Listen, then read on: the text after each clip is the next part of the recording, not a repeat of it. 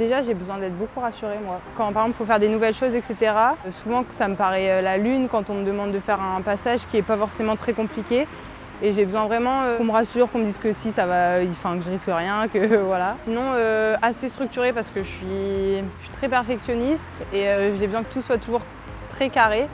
J'ai tendance à faire plus de défis, alors que quand je suis tout seul, je fais les mêmes trucs à chaque fois.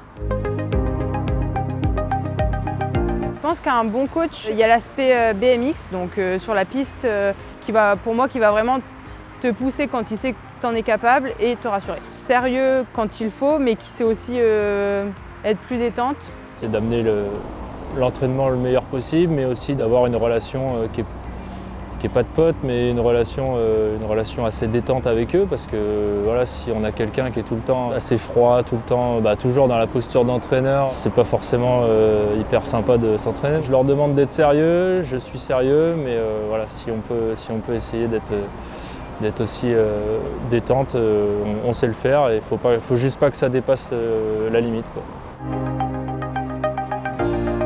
C'est Romain Racine, il nous a fait faire des inters, les starts en resserrant direct et tout. C'est ça qui m'a le plus aidé. Maintenant, j'ai encore moins peur des autres et tout.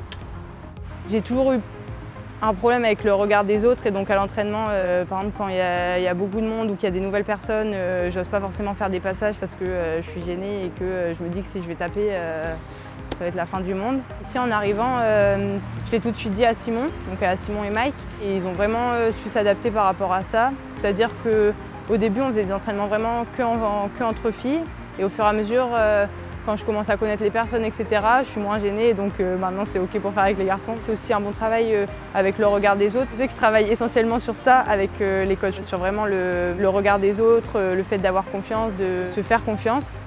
Je dirais qu'il y a 3 choses. C'est hyper stimulant de se dire tiens, comment je peux faire pour faire mieux, quoi. La deuxième chose, c'est la relation avec les jeunes. J'espère qu'ils ne considèrent pas comme un prof comme ils ont pu avoir au lycée, mais justement la relation n'est pas du tout pareille. Là, c'est vraiment, moi ce que je leur dis tout le temps, c'est d'essayer qu'il y ait le plus d'échanges possible, parce que moi dans l'entraînement ça va m'aider, parce que eux aussi ça va les questionner sur pourquoi on fait ça. Et la troisième, c'est quand il y a des résultats significatifs, quand il y a un maillot qui vient d'être décroché, le moment après, c'est des sensations qu'on ne peut pas avoir ailleurs que dans ce métier-là, quoi. Donc quand cette sensation elle est là, c'est quand même assez sympa. Ouais.